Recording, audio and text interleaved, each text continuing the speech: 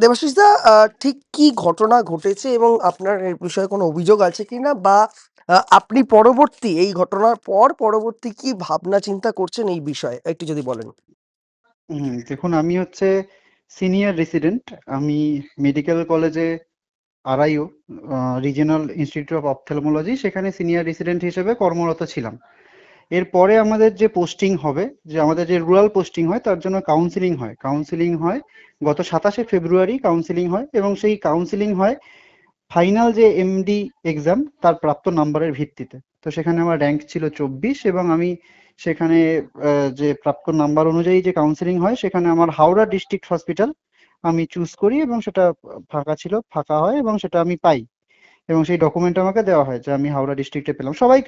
সবারই একই পদ্ধতি হয়।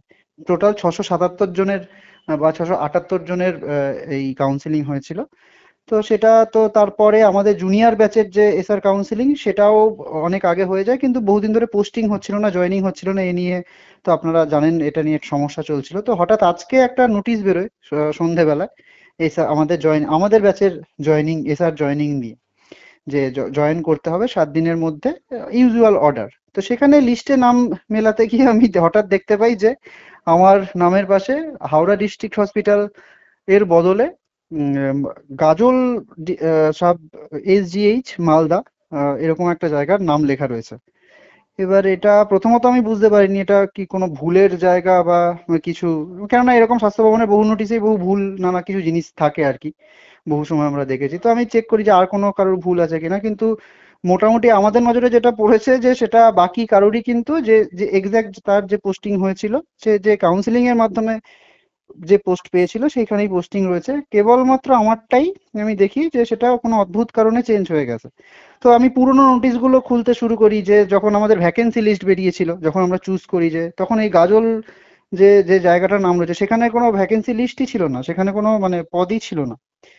তো যাই হোক, তো এরকম একটা ব্যাপার হয়েছে। ফলত এটা আসলে কিসের জন্য হয়েছে তো আমার কাছে কোনো ব্যাখ্যা নেই।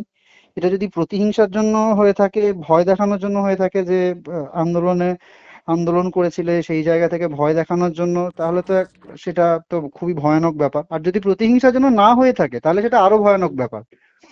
মানে প্রতিহিংসার জন্য যদি না হয়ে থাকে, তাহলে সেটা আরো ভয়ানক ব্যাপার। এর মধ্যে আরো কোনো দুর্নীতি আছে কিনা, এরকম র্যাঙ্ক জাম্প করে এদিক ওদিক কাউকে পাঠানো হচ্ছে কিনা, টাকার খেলা আছে কিনা, সেটা আমি জানি না।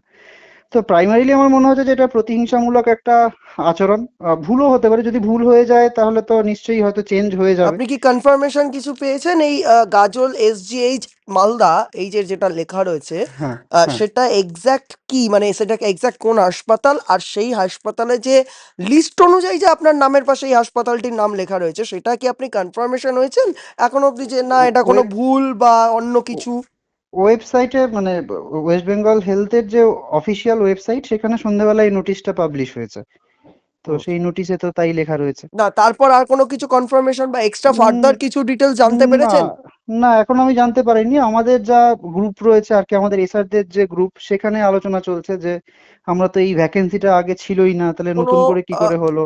কোনো এবং সরকারি আধিকারিক বা পদমর্যাদার কারোর সঙ্গে এই বিষয়টা কোনো কথা হয়েছে স্বাস্থ্য ভবনের, বা কোনো কারোর সঙ্গে না, কেউ? স্বাস্থ্য ভবনে তো এই এই সময় তো স্বাস্থ্য ভবন খোলা থাকে না। ফলত আমরা স্বাস্থ্য ভবনে নিশ্চয়ই যাব। স্বাস্থ্য ভবনে গিয়ে ব্যাপারটা জানতে চাইবো যে আদৌ যে কি কারণে, কোনো টেকনিক্যাল ভুলের কারণে হয়েছে নাকি কি কারণে হয়েছে, যে আমি পেলাম, আমি একটা র্যাঙ্ক করলাম, আমার পরীক্ষা দিলাম, আমি র্যাঙ্ক করলাম, সেই আপনি র্যাঙ্ক কি অনুযায়ী পরীক্ষা আমি একটা দিয়েছিলেন জায়গা আপনি? ফাইনাল এমডি পরীক্ষা। আচ্ছা। এইবার যে পরীক্ষাটা অনিকেত, আশফাক এরা দিল, সেই হুম। পরীক্ষাটা আমি আগের বার পাশ করেছি, সেই নাম্বারের ভিত্তিতেই কাউন্সিলিং হয়। আচ্ছা। ব্যুরো ফাইনাল যে রিপোর্ট, এমডি এক্সাম, জজবা সেই 24 বাংলা। মোট নাম্বার, সেই নাম্বারের ভিত্তিতে, প্রাপ্ত নাম্বারের ভিত্তিতে কাউন্সিলিং হয়। তো এবার তার মানে যদি এটা হয়ে থাকে, তাহলে কাউন্সিলিং করার দরকার কি ছিল? মানে মালদায় পোস্টিং পড়েছে বলে আমার আলাদা কোনো সমস্যা আছে সেটা আমি বলছি না, যে মালদায় কেন যাব সেটা নয়, কিন্তু আমাকে যদি মালদায় পাঠাতেই হতো, তাহলে আর কাউন্সিলিংটা করার কি দরকার ছিল? এই যে নাম্বারের ভিত্তিতে, তাহলে যেরকম ভাবে ওনারা এর আগে স্বাস্থ্য ভবন শুনেছি টাকার পয়সার ভিত্তিতে বা নিজেদের পছন্দ মাফিক বিভিন্ন লোককে নিজের জায়গায় বসিয়ে দিতেন, সেরকম যদি করতেন, তাহলে আমার কিছু বলার থাকতো না, টেকনিক্যালি কিছু বলার থাকতো না। কিন্তু এত বড় একটা কাউন্সিলিং হলো স্বচ্ছভাবে, কাউন্সিলিং হলো, এটা মানে লিগালি কিভাবে আদৌ ওনারা করতে পারেন? মানে যদি করেছেন, মানে কতটা ধৃষ্টতা বা কতটা সাহস থাকলে এটা করা যায়, কত অনায়াসে করা যায়, সেটাই আমি ভাবছি। মানে আমি অবাক হচ্ছি, এর থেকে বেশি আমি কোনো বলার জায়গা নেই আপনি যে পরবর্তী ডিসিশন হিসাবে কি নেবেন? মানে আপনি যেটা বলছিলেন যে আপনি স্বাস্থ্য ভবন অবশ্যই যাবেন বা কোনো আধিকারিকের সঙ্গে দেখা করতে যাবেন, সেটা কবে যাবেন বা যত সেই দ্রুত বিষয়ে যত দ্রুত সম্ভব। দেখুন, আমি তো ওয়েস্ট বেঙ্গল জুনিয়র ডক্টরস ফ্রন্টের একজন সদস্য, এবং হুম, আজকে এই যে ঘটনাটা ঘটেছে, যদি এটা প্রতিহিংসার কারণে ঘটে থাকে, যদি এটা টেকনিক্যাল গ্লিচ না হয়ে থাকে, তাহলে তো সেটা অবশ্যই আন্দোলনের সামনের সারিতে থাকার একটা প্রতিহিংসা হিসেবেই আমরা দেখছি। তো সেই জায়গায় আমরা নিজের মধ্যে আলোচনা করে যত দ্রুত সম্ভব কাল পরশুর মধ্যেই আমাদের যেতে হবে স্বাস্থ্য ভবন। হুম, যে প্রাইমারিলি কি ডিএমই রয়েছেন, ডিএইচএস রয়েছেন, যিনিই রয়েছেন, তাদের হুম। সাথে দেখা করতে হবে যে আপনাদের আপনাদের মানে তত্ত্বাবধানে তো কাউন্সিলিং হলো 27শে ফেব্রুয়ারি। তারপর সেটা কিভাবে চেঞ্জ হলো, কোন মন্ত্র বলে চেঞ্জ হলো, কি মানে ব্যাখ্যাটা কি আমি জানতে চাইবো। আমরা চাইবো আপনারাও ব্যাখ্যাটা জিজ্ঞাসা করতে পারেন আমাদের, যে এরকম হতে পারে কি, যে একটা পোস্টিং হলো, তারপর কোনো অজ্ঞাত জাদু বলে আর কি চেঞ্জ হয়ে গেল। এটা তো এরকম না, এটা কিন্তু এইভাবে ভাববেন না যে এটা কারুর চাকরি এক জায়গায় ছিল, সেই চাকরি এক জায়গা থেকে অন্য জায়গায় বদলি করে দেওয়া হয়েছে, এরকম প্রতিহিংসা কিন্তু নয় ব্যাপারটা।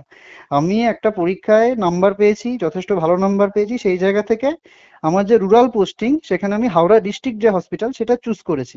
অবশ্যই আমি আমার পছন্দ মতো চুজ করেছি, এবং সেই পছন্দ মতো চুজ করার পর প্রত্যেকে আর কি সেটা নিয়ে কোনো কিছু হলো না, এবং সেটা হঠাৎ করে দেখা যাচ্ছে সেটা মালদার গাজলে এসডিএতে, যেখানে কোনো ভ্যাকেন্সিই ছিল না, এরকম একটা, মানে যদি এটা প্রতিহিংসার জন্য করা হয়ে থাকে তাহলে অত্যন্ত কাঁচা কাজ হয়েছে বলেই আমার মনে হয়। আর একটু গুছিয়ে ওনারা করতে পারতেন, এত ফাঁক ফোকর রাখার কোনো মানে হয় না, এই আর কি।